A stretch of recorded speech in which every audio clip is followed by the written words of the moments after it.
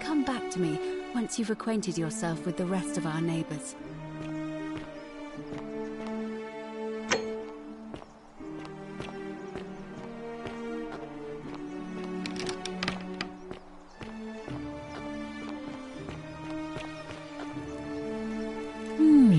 A golden bow, just like a... Feeling all right?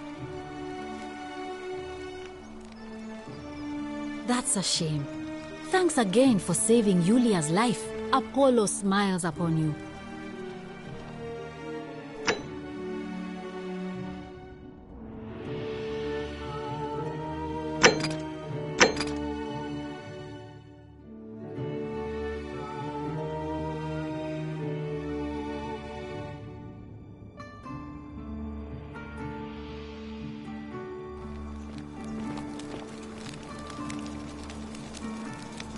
Feeling all right?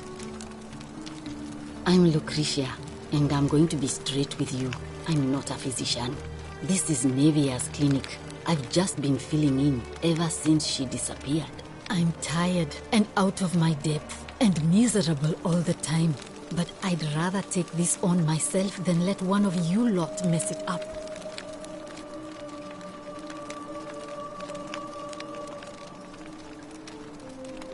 My husband and I moved to Rome from Caesarea.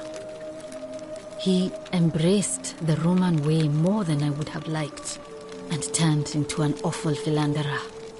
I would have divorced him and demanded the return of my dowry, but I knew he would sooner have me killed than give me my right. So I waited for the right time to take what was mine and disappear. And then the fires came. As he prepared to evacuate our villa, I gathered our most precious belongings, coins and gemstones, and the moment his back was turned, I ran. I could barely see for the smoke, and the streets were full of people trampling each other. I ran for the river, like everyone else, and leapt in. The next thing I remember, I was waking up on a riverbank, not far from here. It's all right. Say what you will about this place, at least my fornicating husband will never find me. And while there's no shortage of snakes here, at least with the golden rule, they have to try to be discreet about it. Gladly. That's a shame. Thanks again for...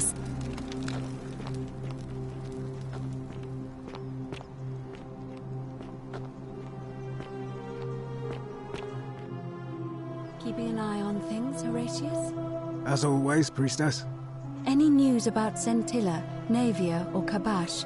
No sign of any of them, I'm afraid. But we do have a newcomer. Strangely dressed fella. Funny accent, too. A traveler from a faraway land, then? Seems that way.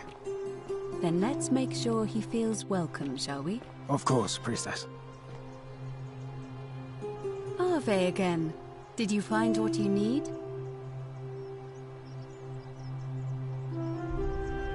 And did you notice anything? A pattern? Oh, well then. Keep asking people how they wound up here. I don't want us to rush to any conclusions yet. Livia's fate weighs heavily on my mind, and dictates we should be sure. Yet, you should ask the others first. Come back to me once you've acquainted yourself with the rest of our neighbors. What now? I'm a legionary of the 1st Italica, but there's not a lot of fighting down here. So the magistrate has assigned me other duties. I act as the magistrate's right-hand man, keeping an eye on his daughter, I should say, and the others, and making sure they're all behaving. I also keep a register of new arrivals. I'm from Liguria, up north originally. I was doing all right for myself. 12 years into my service. Had a nice girl lined up for when it was all over. Not anymore. She's probably figured I'm long gone and moved on by now. I try not to think about it. My commander sent me to deliver a message to Rome. While I was there, I thought I'd do something nice for my girl, and pick up a little pendant from a silversmith. That's when the crowd started flooding through the streets, shouting fire. People screaming, trampling each other. Then some Genetricum Fugitor tried to take advantage of the chaos and pinch my pendant. I remember chasing him through the crowds, down towards the river. And then, nothing. Blacked out and woke up near here. No idea how I ended up floating so far downriver. But I'm fortunate to be alive, I suppose. Ah, don't be. As Seneca the Younger said, difficulty strengthens the mind, as labor does the body. That said, Sentilla's disappearance has been more difficult than I'd care to admit.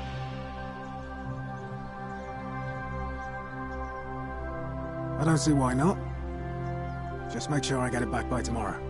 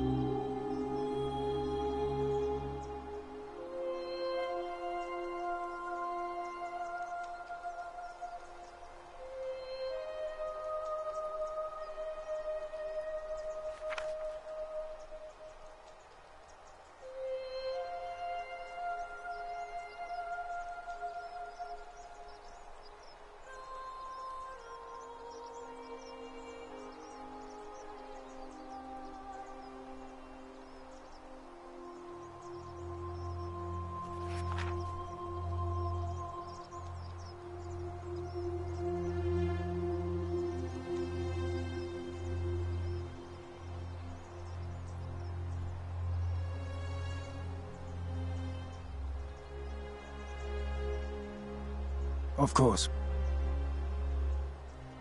All right? What now?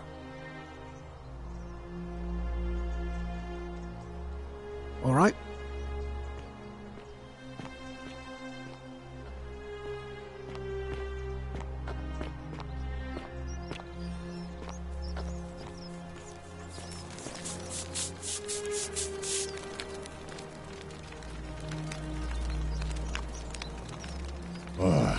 You again. Can't talk long. Got to stay sharp, but... family's from Seleucia on Tibis, Babylon province. I've been roaming a long time now. Even joined the legions. The 6th. The one they call Ironclads.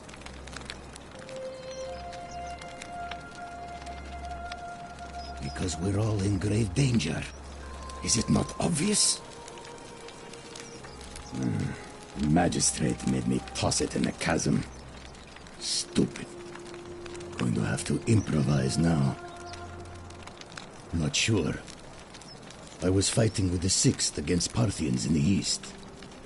Only my whole body was aching every time I took a swing of my gladius. It was the rheumatism. Relentless. Unending. Of course, I wasn't going to get any sympathy from my commander.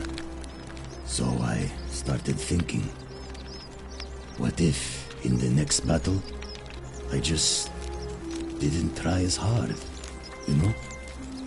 What if I let my guard down just long enough? Next battle came, and all I remember is this bloody great savage coming toward me.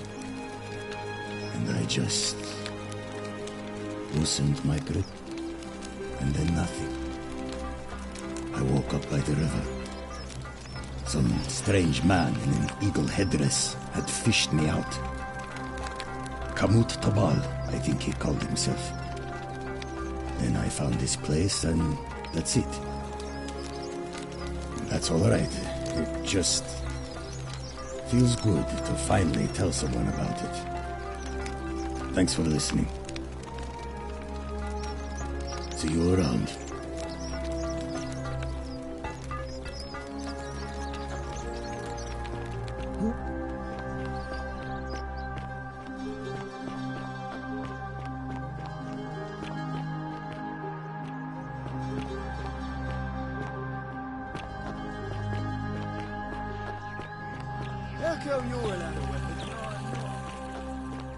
Citizen?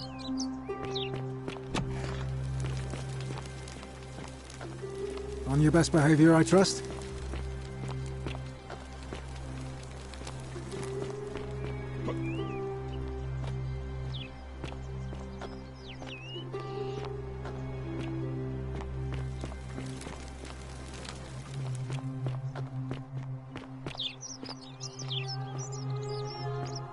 Citizen?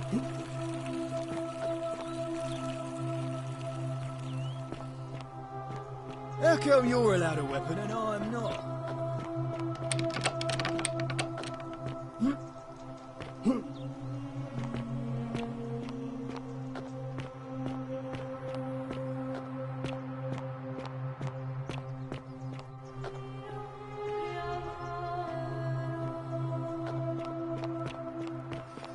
Citizen?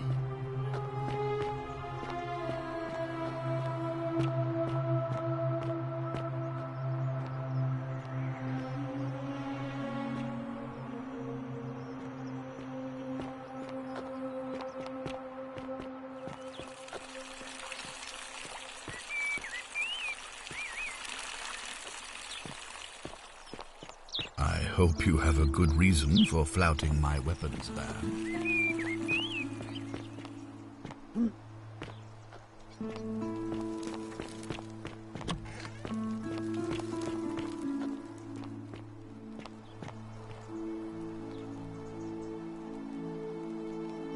Ave again. Did you find what you need?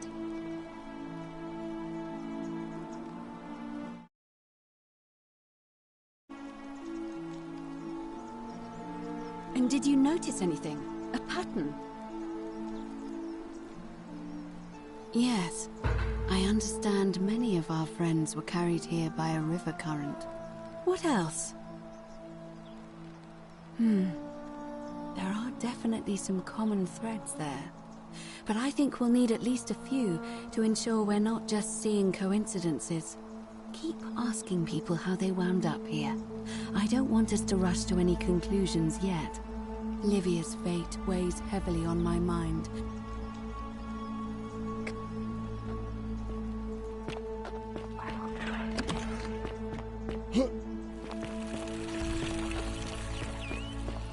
Ave.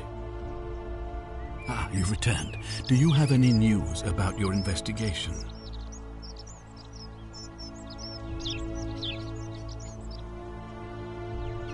Sextus Sentius Imperiosus is my name, though magistrate is the proper way to address me. Before I wound up here, I was a decurion in the cavalry of Imperial Rome, helping protect civilization from the barbarians.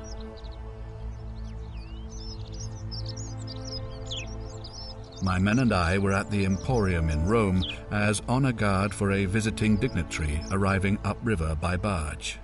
Now the port is usually bustling, but just as our guests arrived, waves of people began running toward the river from streets and alleyways in every direction. They were trying to escape a terrible fire. Unfortunately, the crowd sent my horse into a panic, and I remember it losing its footing by the water's edge. The next thing I knew, I was waking up on a riverbank not far from here in the company of some stranger.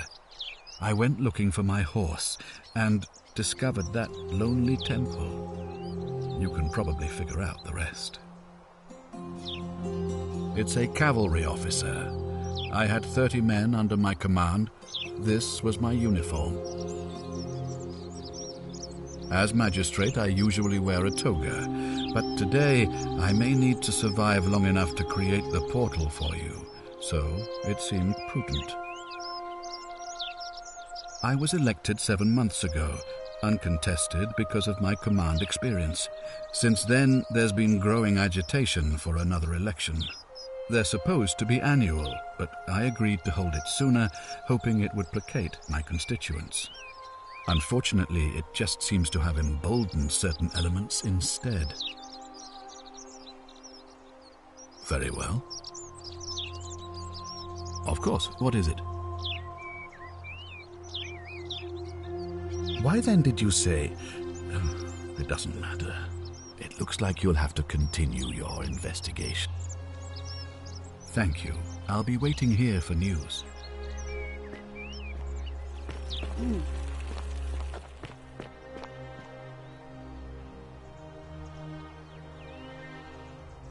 Os in Coolio mio.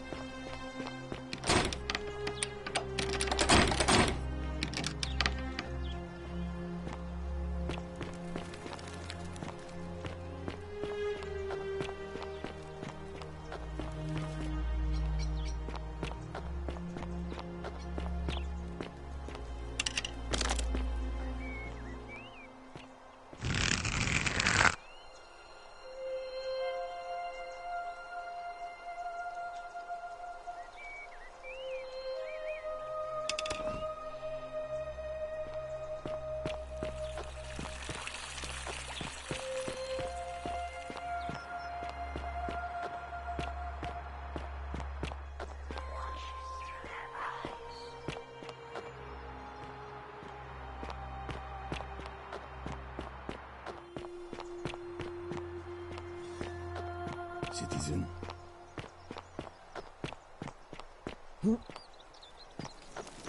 Welcome to my humble store. Greetings. I'm Georgius.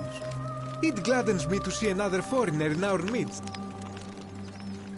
My friend, your words intrigue me. My story? How kind of you to ask. I am a tailor and I run the humble shop in the forum. A good question. A very good question indeed. And I would be happy to tell you if only I could remember it clearly myself.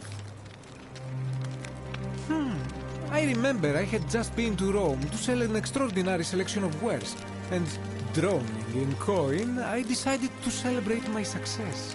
I rented a prestigious villa by the Tiber, invited over a few select friends, and we began making our way through some of the most exquisite wine money could buy. Quite a lot of it, in fact. Now, I have had visions and awoken in strange places before.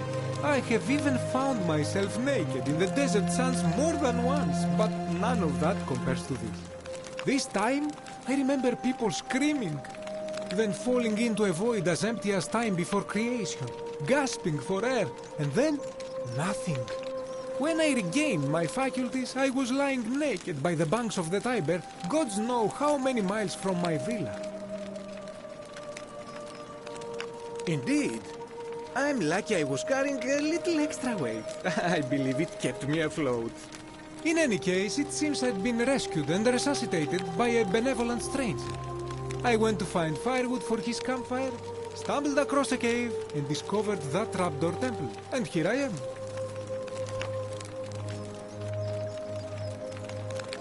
You mean to say, with all the turmoil and terror of the Golden Rule, and so few customers, why bother setting shop at all? I'll tell you, it is precisely because of the Golden Rule that I wish to remind my friends of the importance of looking one's best. I say, the more of our customs we preserve down here, the more we can preserve a semblance of normality, the better our chances of keeping our heads. Don't you agree? Oh, and there is another reason too. If we all end up as golden statues for future generations to marvel at, I don't know about you, but I would like to look my best. Anything you like. I hope that our paths cross again soon, my friend.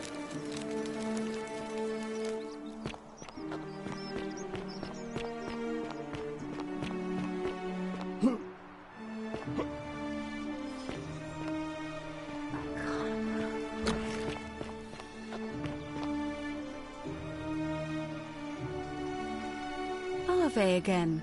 Did you find what you need? And did you notice anything? A pattern? That's true. I know I wasn't entirely sure how I wound up here. What else? Yes, I also had such an encounter. It's as I feared. I think I understand what poor Livia has been going through. Let me ask you this. Did you happen to encounter a stranger in the forest before you arrived here? And did you happen to catch her name? I see. And was this stranger by any chance wearing a hood? Because I've seen her before. There's something I think you should see. I think you'd better follow me to the baths. But don't follow too closely. We can't have people thinking we're bathing together.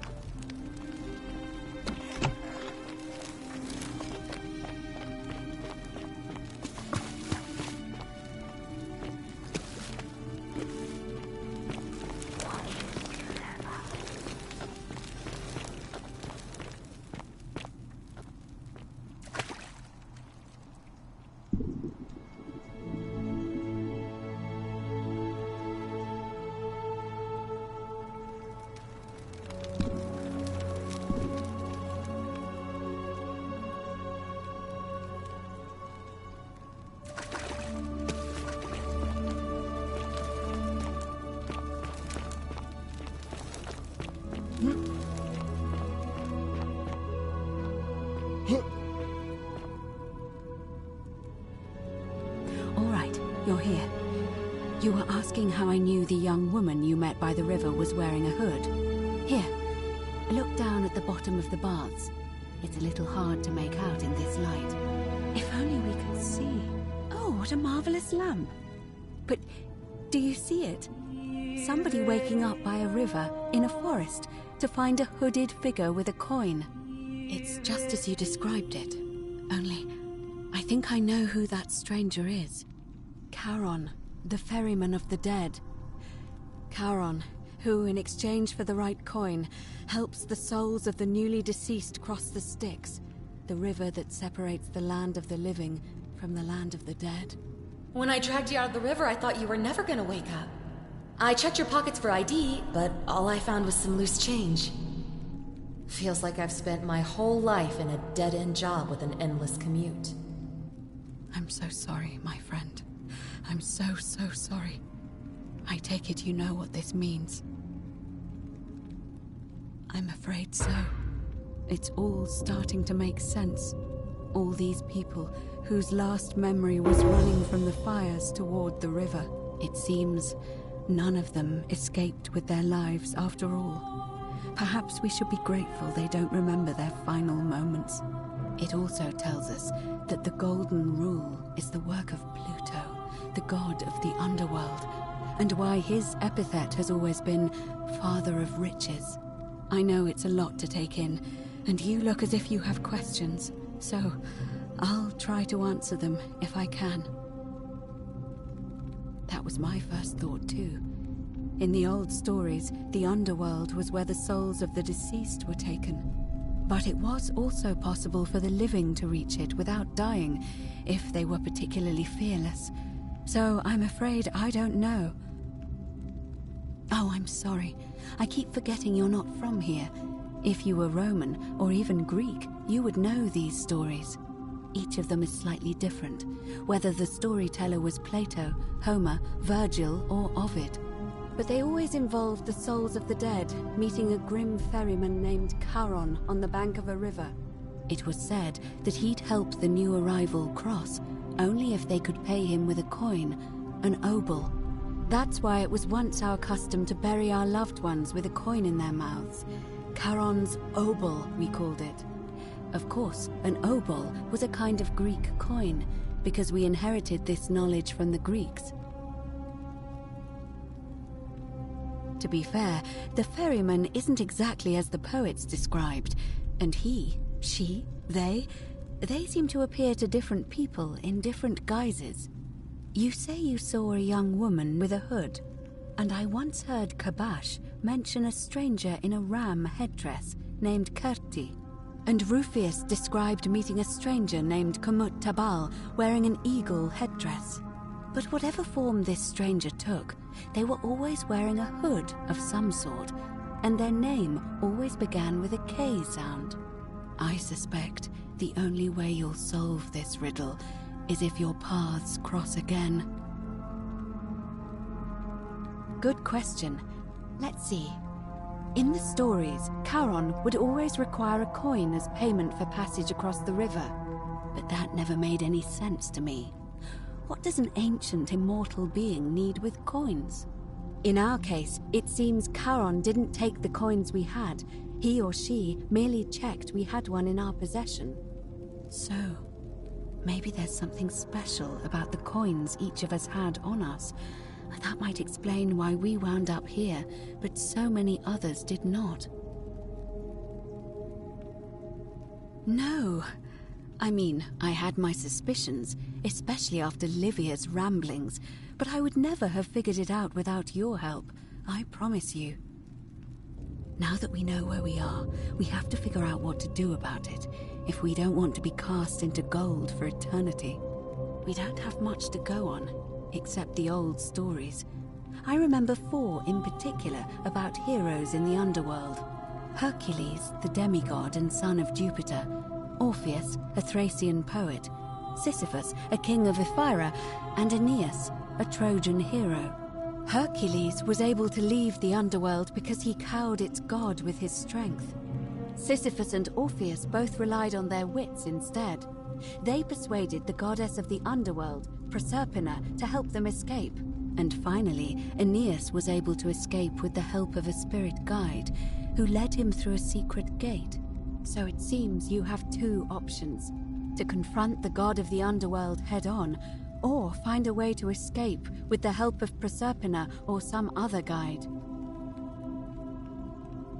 It's a reasonable question, but the problem is, this place is fairly well designed to keep us here. There's no way to climb up the shaft, And even if you could build a ladder big enough, just trying it would break the golden rule. We know that, thanks to the writings left behind by those who've tried. All Romans try to avoid saying it, and the reason is quite simple. He might hear us. You may refer to him as Pluto, if you wish, but you'll only be calling attention to yourself. Do so at your own peril. Shh! Is everyone so blunt where you're from? Oh!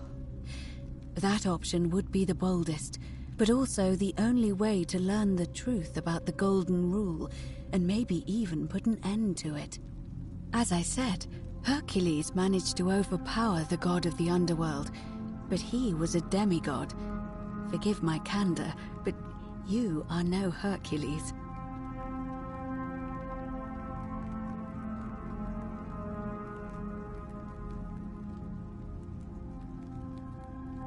Are you telling me that you can? I won't pretend to understand exactly what that means, but if that's true, then perhaps you stand a chance. So, if you want to confront him, I'll help you as much as I can. Who knows? Perhaps your name will be uttered in the same sentence as Hercules one day. But first, you'd need an audience with you-know-who, and for that, you'll need to enter the great temple overlooking the city. The problem is, the door has been sealed shut for as long as I've lived here, and there doesn't even seem to be a keyhole. I suspect the answer lies in the desecrated obelisk in front of it. I'm not sure if you noticed, but there are 4 plaques missing from its base. It looks as though somebody, or a series of somebodies, forcibly removed them, and in doing so, could recover and replace all 4 of those missing plaques. I imagine he might be willing to receive an audience again. It's the towering stone monument with 4 sides and a pyramid-shaped head that stands before the great temple, a dedication to the god of this place. You'll find them all over Rome, but of course they were looted from Egypt many years ago. It seems one of them made its way here too, although how is a mystery.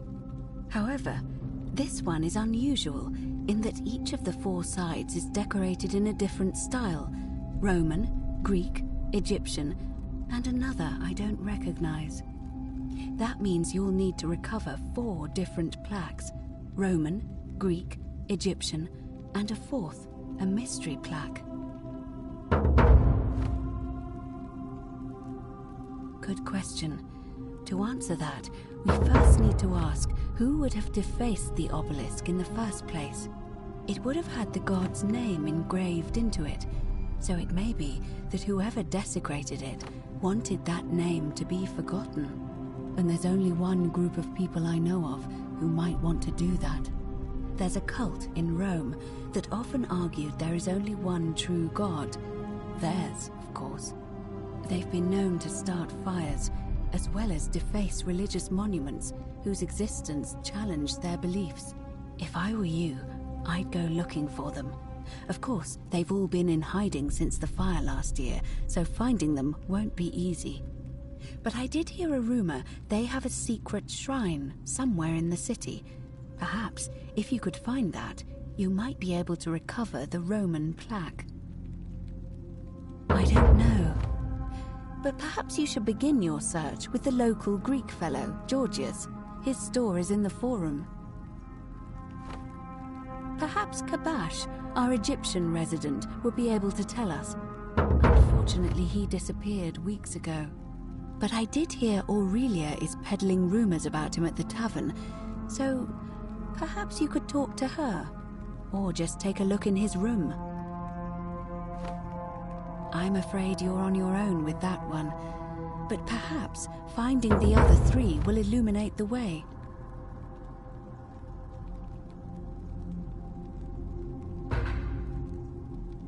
As I mentioned, both Orpheus and Sisyphus were said to have persuaded Proserpina to help them escape, and Aeneas was guided to the exit. The problem is, Those are the stories of a poet, a self-aggrandizing king, and a brawler about their own heroic deeds, so they should be taken with a grain of salt. First, Proserpina. What we do know about her is, well, it's a grim tale. It's said the god of the underworld abducted and dragged her here against her will, forcing her into marriage. It is. The gods are a mirror image of mankind, as far as cruelty is concerned, I'm afraid. If the stories are true, I imagine she's as desperate to escape as we are. If she really did help Orpheus and Sisyphus, perhaps she'll help us too. The problem is, how do we communicate with her without being noticed by her captor? Leaving that aside for a moment, there is also the possibility of a spirit guide. I don't suppose you've come across one of those in your travels? Truly? And you're only bringing this up now? Then again, I suppose you were worried I'd think you were as mad as Navia. Can you tell me more? Is it the same voice? What kinds of thing does it say? Fascinating. Perhaps she's a benevolent spirit. Or perhaps... Perhaps you're hearing the voice of Proserpina herself. If she has indeed been abducted, it would make sense for her to speak in cryptic whispers to avoid detection. Tell me, has she told you anything that might lead you to the way out? Oh, I see. Well, let me know if you hear anything that might be a thread through this labyrinth. All right. I would suggest not discussing this with anyone. The best we can do for them is to let them remain oblivious for as long as possible. As for Livia, it seems she's been shouldering the weight of this terrible secret. Not alone.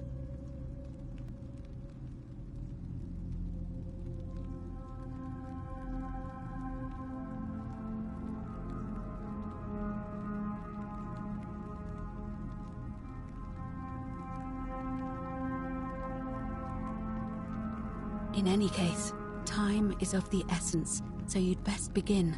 May Fortuna guide you. Although you may not need her with Proserpina on your side.